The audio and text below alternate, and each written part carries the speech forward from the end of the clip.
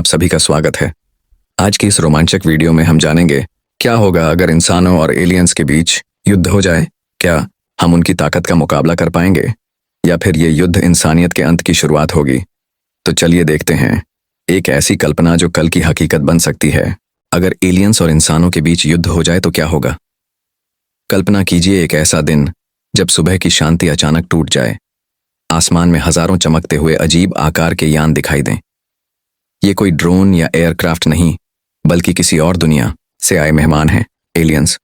इंसान जो अब तक विज्ञान कथा की कहानियों में एलियंस को पढ़ता आया था, अचानक खुद को उनके निशाने पर पाता है।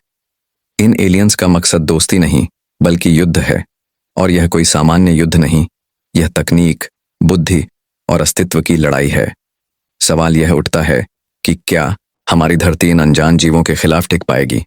एलियंस की तकनीक मानव सभ्यता से हजारों साल आगे है।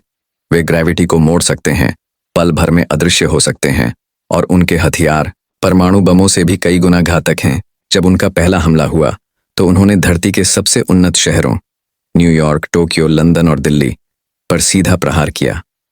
लोग सोच भी नहीं पाए कि क्या हो रहा है। एक ही पल में गगनचुंबी इमारतें ढह गईं, बिजली गुल हो गई और इंटरनेट सदा के लिए मौन हो गया। सेना को हरकत में आने में समय नहीं लगा, लेकिन गोलियों और मिसाइलों का उन यानों पर कोई असर नहीं हुआ। धरती पर जैसे कयामत उतर आई हो। हर देश ने एलियंस से लड़ने की कोशिश की, लेकिन उनकी तकनीक को भेदना लगभग नामुमकिन था। हर मिसाइल उनके इम्यून सिस्टम से टकराकर निष्क्रिय हो जाती। लेकिन युद्ध सिर्फ हथियारों से नहीं जीते जाते। इंसान के पास एक चीज है जो किसी भी तकनीक से ऊपर है, उसकी जिजीविषा, जीवित रहने की चाह और एक साथ खड़े होने की ताकत। जब पहले हफ्ते में ही दुनिया की 30% आबादी खत्म हो गई, तब मानवता एकजुट हुई। न धर्म, न भाषा, न जाति, सब कुछ पीछे छूट गया। अब केवल एक नाम था, मानव। वैज्ञानिकों ने जल्दी से एलियंस की तकनीक को समझना शुरू किया। उन्हें पता चला कि एलियंस एक जैविक नेटवर्क से जुड़े हैं, यानी एक दूसरे से मानसिक रूप से जुड़े हुए। अगर इस नेटवर्क को तोड़ा जाए तो उनकी सारी योजना धराशायी हो सकती है। इसी बीच कुछ देशों की सेना ने एक संयुक्त मिशन शुरू किया। इस मिशन का नाम था प्रोजेक्ट रेजिस्टेंस। यह मिशन इतना गुप्त था कि सिर्फ कुछ ही वैज्ञानिक और कमांडर इसके बारे में जानते थे। इस मिशन के तहत एक नया हथियार तैयार किया गया, नैनो डिवाइस, जो एलियंस के नेटवर्क में घुसपैठ कर उसे बाधित कर सकता था। लेकिन इसे उनके जहाज में अंदर तक ले जाना लगभग आत्मघाती था। फिर भी कुछ बहादुर सैनिकों ने खुद को बलिदान करने का फैसला किया। एक छोटी सी टीम, जिसमें एक भारतीय महिला वैज्ञानिक, एक जापानी रोबोट एक्सपर्ट, एक अमेरिकी सैनिक और एक रूसी हैकर शामिल थे, इस मिशन के लिए रवाना हुए।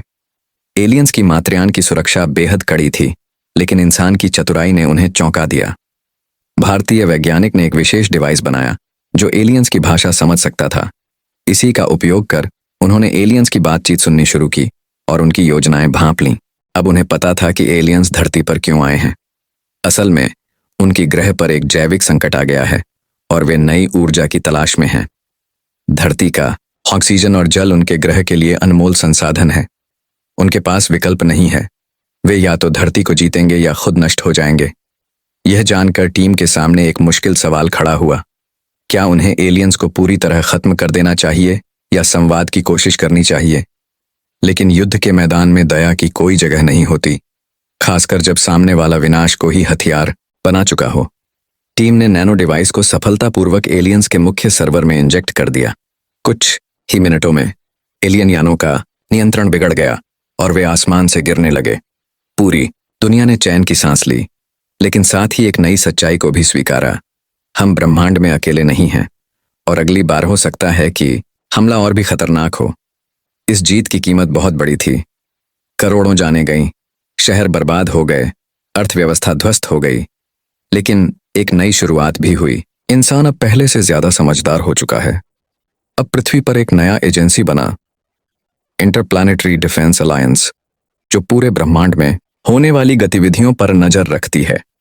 वैज्ञानिकों ने ब्रह्मांड की ओर अपने टेलीस्कोप नहीं बल्कि चेतना की दृष्टि भी बढ़ाई। हमने जाना कि तकनीक ही नहीं, भावनाएं, एकता, बलिदान और साहस ही असली ताकत है। अगर एक एलियन युद्ध इंसानों को तोड़ नहीं सका, तो कोई ताकत इस दुनिया को झुका नहीं सकती। अब जब भी आसमान में कोई अजीब सी चमक दिखती है, इंसान डरता नहीं बल्कि तैयार रहता है, क्योंकि अब उसे पता है कि वह अकेला नहीं है, लेकिन वह कमजोर भी नहीं है। शायद अगली बार संवाद हो, या फिर और भी बड़ा युद्ध।